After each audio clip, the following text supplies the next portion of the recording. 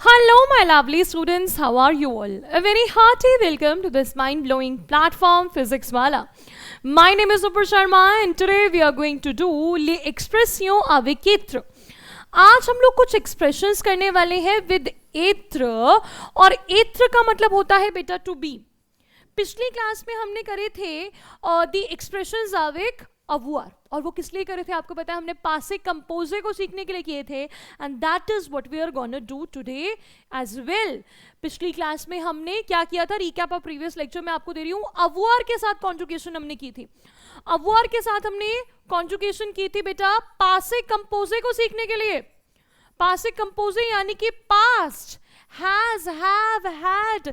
एक तरह से हम लोगों ने सीखा था कि इंग्लिश में जो आपका होता है बेटा प्रेजेंट परफेक्ट, जो प्रेजेंट परफेक्ट होता है, प्रेजेंट परफेक्ट टेंस, वो कैसे यूज होता है, दैट वी हैड लर्न्ड. थोड़ा सा सिंपल पास्ट भी कहीं कहीं हम लोग यूज कर रहे थे, तो उसे कैसे डिनोट करते हैं विद अवुआर, दैट वी लर्न्ड. और आज की क्लास में हम लोग क्या सीखने वाले हैं, ले एक्सप्रेसियों avec être. अब हम लोग टू बी के साथ, यानी ये जो टू बी होता है, टू बी यानी कि इज, आर, एम, वाज, वर, इसे यूज करके हम लोग किस तरह से पास्ट को डिनोट कर सकते हैं, that we are gonna learn today. ले पासे कंपोजे avec le verb être. पासे कंपोजे किसके साथ बेटा, एत्र के साथ. ठीक है, एत्र के साथ जो वर्ब्स कॉन्जुगेट होती है ना, वो यहाँ इस टेबल में आपको दिखाई देंगी. टेबल क्या मतलब, सॉरी, ये एक आपको पहाड़ नजर आ रहा होगा, एक माउंटेन आपको नजर आ रहा होगा. अब आप लोग सोचोगे कि मैम ये माउंटेन क्यों है, इस माउंटेन में ऐसे क्यों बनी हुई है, ठीक है, आपने टेबल फॉर्म में क्यों नहीं दिया, ऐसा क्यों दिया हुआ है, इसके बारे में मैं आपको थोड़ा सा बताती हूँ. एक्चुअली क्या है कि जो भी वर्ब्स हम लोग एत्र के साथ यूज करते हैं, यानी एत्र के साथ जिन्हें हमें पास्ट में करना होता है, वो सारी की सारी होती हैं इन मूवमेंट. मूवमेंट, जो भी वर्ब्स मूवमेंट को डिनोट करती हैं उन्हें एत्र के साथ यूज करते हैं. कई सारे बच्चे कहते हैं कि मैम हम लोग जो पासे कंपोजे है उसे अवुआर और एत्र के साथ बनाते हैं, उनके बीच में डिफरेंस को कैसे पता करें. तो डिफरेंस पता करने का बहुत अच्छा तरीका है कि जो जो मूवमेंट को डिनोट करिए, आपका फिजिकल मूवमेंट को डिनोट करिए, उसे हम लोग एत्र के साथ यूज करते हैं. यहाँ एग्जाम्पल्स आपको दिए हुए हैं. सबसे पहले आरीवे, आरीवे टू रीच, आरीवे यानी कि पहुंचना, टू रीच. रॉन्ट्रेर, रॉन्ट्रेर यानी कि टू रिटर्न, ये वापस आ रही है, रॉन्ट्रे टू रिटर्न. आले, आले आप लोगों को पता है, आले means to go, to go, ये ऊपर जा रही है, आले टू गो, तो आले भी एत्र के साथ यूज होगी. ये रॉन्ट्रेर, ये वापस आ रही है, तो ये भी एत्र के साथ, और आरीवे टू रीच. तोम्बे, तोम्बे मीन्स टू फॉल. मॉन्ट्रे, मॉन्टे मीन्स टू क्लाइम, वो आगे ऊपर जो है ना, ये क्लाइम करा है बच्चा, ठीक है, क्लाइम करा है, मूवमेंट करा है. मूवमेंट का मतलब ये नहीं, अब आप कहोगे कि मैम लिखना भी तो एक तरह का मूवमेंट है, बोलना भी तो एक तरह का मूवमेंट है, वर्ब तो उसमें मूवमेंट होती है, बट यहाँ मूवमेंट यानी कि आपकी फिजिकल मूवमेंट. जब आप कहीं से कहीं जा रहे हो, आप कहीं एंटर कर रहे हो, आप कहीं री एंटर कर रहे हो, आप मूव कर रहे हो, आप फॉल कर रहे हो, आप कहीं जा रहे हो. यहाँ पे है डिसोंद्र, डिसोंद्र मीन्स टू कम डाउन. ये जो है माउंटेन से नीचे उतर रही है, माउंटेन, माउंटेन बोल रही हूँ मैं, हिल, ये हिल से जो है वो नीचे उतर रही है. Then davanir means to become, davanir to become.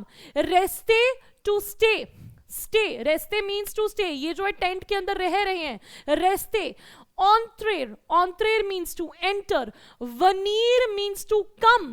Ravanir means to come again. Sortir means to go out, and portir means to partir, partir means to leave, partir means to leave. तो ये सारी की सारी जितनी भी verbs हैं जो कि आपको इस हिल पर नजर आ रही है, मैंने कितना कुछ बोल दिया, हिल, माउंटेन, तो आप जो भी इसको इमेजिन कर लो, ये जो प्लेस है जहां पर ये आ रहे हैं, जा रहे हैं, गिर रहे हैं, बैठ रहे हैं, सो रहे हैं, आज दोबारा से आ रहे हैं, दोबारा से जा रहे हैं, all these verbs which are showing us the movement, movement from one place to another, that is called movement verbs. इन्हें movement verbs कहते हैं.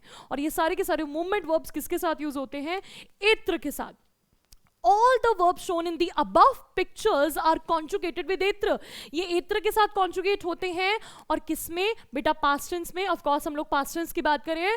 These verbs are the verbs that represent movement, जो movement को represent करते हैं. मुरीर and नेत्र are exceptions. हर जगह exception तो होती है, मुरीर और नेत्र जो हैं वो आपके exceptions हैं. Here are the verbs with their past participle. ये जो है बेटा आपके वर्ब्स हैं अपने पास्ट पार्टिसिपल के साथ। अब ये नेत्र और मुरीर होता क्या है भाई? नेत्र का मतलब क्या होता है? नेत्र का मतलब होता है बेटा आपका टू बी बॉर्न, पैदा होना, टू बी बॉर्न। अब बॉर्न होना किसी भी तरीके के मूवमेंट को नहीं शो कर रहा है, लेकिन ये एक एक्सेप्शन है और ये भी एत्र के साथ यूज होता है। अब ये चीज क्या है? ये बेटा है पास्ट पार्टिसिपल फॉर्म। मैंने आपको पिछली क्लास में भी पास्ट पार्टिसिपल्स जो है वो बताए थे।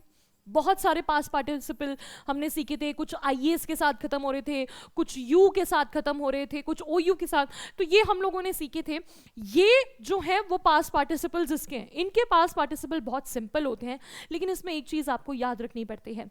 इसमें आपको क्या याद रखना होता है वो मैं आपको बताती हूँ। नेत्र का पास्ट पार्टिसिपल है ने, लेकिन यहां पर ई और एस लिखा हुआ है। ई का मतलब है कि अगर फीमेल होगा, अगर आप फीमेल के साथ यूज करोगे, फीमेल सब्जेक्ट के साथ यूज करोगे तो आपको ई लगाना है और एस लगाना है। अगर प्लूरल के साथ यूज कर रहे हो ये आपको पता है। फॉर एग्जाम्पल ई हम लोग कब लगाएंगे? ई हम लोग लगाते हैं किसके साथ? ई हम लोग लगाएंगे एल के साथ, अगर हम किसी लड़की की बात करें। और एस हम लोग किस केस में लगाएंगे? एस हम लोग लगाएंगे इल्स के केस में और एल्स के केस में, ठीक है। और किसके केस में लगाएंगे? वू के केस में। और किसके साथ लगाएंगे? नू के केस में, वी के केस में, क्योंकि ये सारे के सारे जो है वो प्लूरल हैं, ठीक है। और ये जो है आपका फीमेल है। यहां पर मुझे लगता है ये आपको ई जो है कहीं एल ना लगे, तो मैं इसे फिर से लिख देती हूं, ई।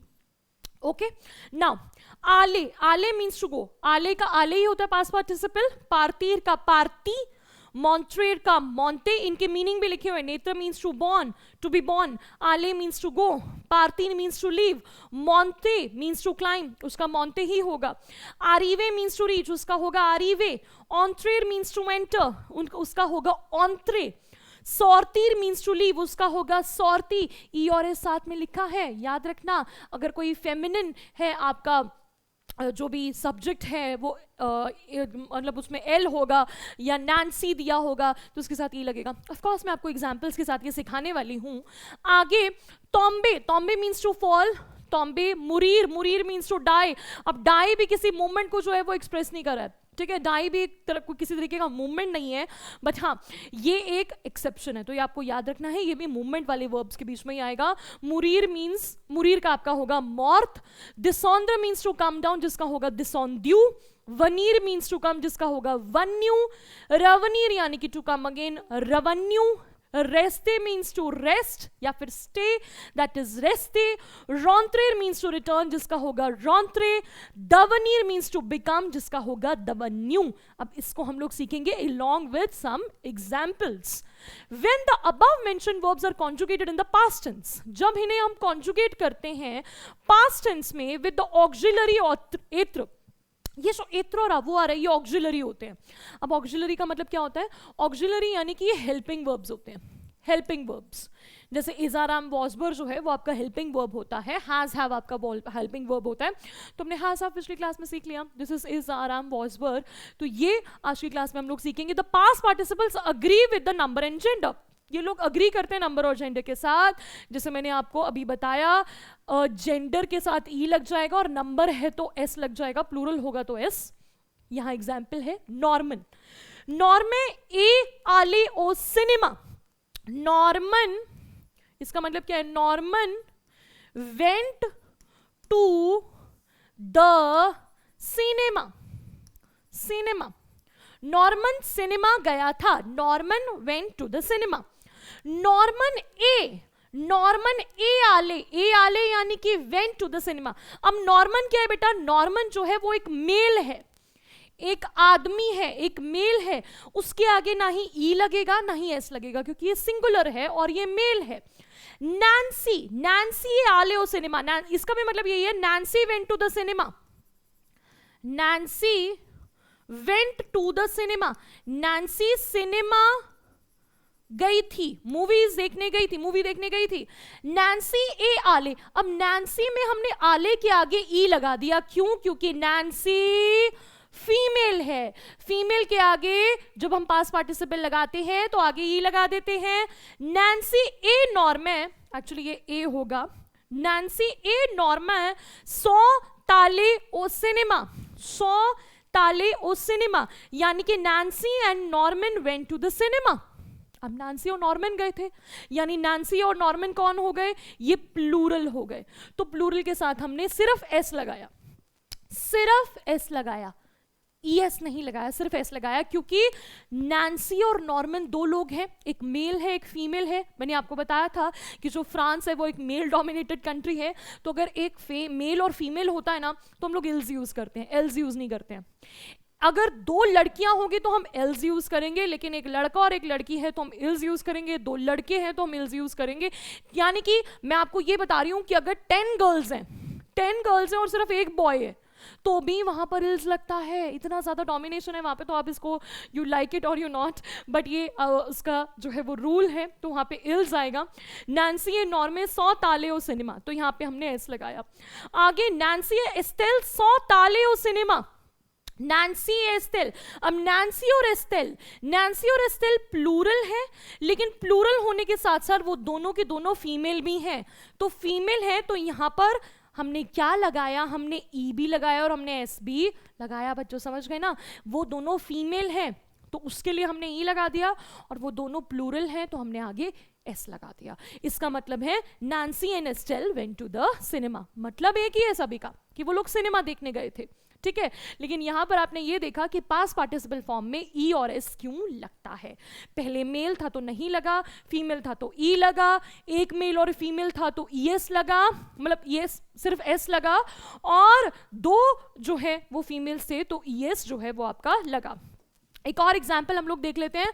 To form negative sentences in पासिव कंपोजिव विद द वर्ब एत्र, we put the conjugated auxiliary एत्र बिटवीन न, न पा followed by the past participle of the principal verb. हमने पिछली क्लास में भी सीखा था कि इसको नेगेटिव हम लोग कैसे करते हैं। तो भाई नेगेटिव सेंटेंसेस में पासे कंपोजे में एत्र के साथ हम लोग ऑक्सिलरी हेल्पिंग एत्र को यूज करते हैं, न और न पा। आपको पता है फ्रेंच में जब भी आपको नेगेशन करनी होती है, नॉट वाले सेंटेंसेस को करना होता है, तो हम न और न पा को यूज करते हो। जैसे कि ज न सुइपा आले ओ सिनेमा, ज न सुइपा, I did not go to the movies. भाई यहां पर आपको पास्ट पार्टिसिपल फॉर्म देके पता चल गया होगा, इसका मतलब ये है कि मैं मूवी देखने नहीं गई, मैं जो है टू द सिनेमा, सिनेमा देख देती हूँ, I did not go to the cinema, मैं सिनेमा देखने नहीं गई, आई डिड नॉट गो। न सुइपा, तो यहां पे हमने कहां लगाना है, न और पा कहां लगाओगे आप लोग, न और पा आप लोग लगाओगे न सुइपा। सबसे पहले आपको वर्ब लगाना है, फिर पा लगाना है, विद, फिर उसके बाद आपको पास्ट पार्टिसिपल फॉर्म जो है वो आपको लगाना है, past participle form of the principal verb.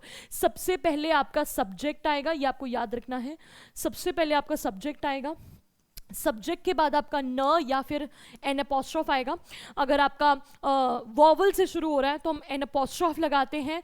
फिर उसके बाद आपका सुई आएगा, सुई के बाद जो है आपका सुई आएगा, कह रही हूं, यानी कि सुई यानी कि आपका जो भी क्या कहते हैं उसको, कॉन्जुगेटेड वर्ब है, कॉन्जुगेटेड वर्ब है वो आएगा, और उसके बाद फिर आपका प्रिंसिपल वर्ब जो है वो आएगा, ठीक है। बिटवीन न पा यानी कि आपका जो कॉन्जुगेटेड ऑक्सिलरी एत्र है बिटवीन न पा, यानी कि आपका जो है कॉन्जुगेटेड वर्ब आएगा, उसके बाद जो है वो आपका प्रिंसिपल वर्ब जो है वो फॉलो होता है, ठीक है।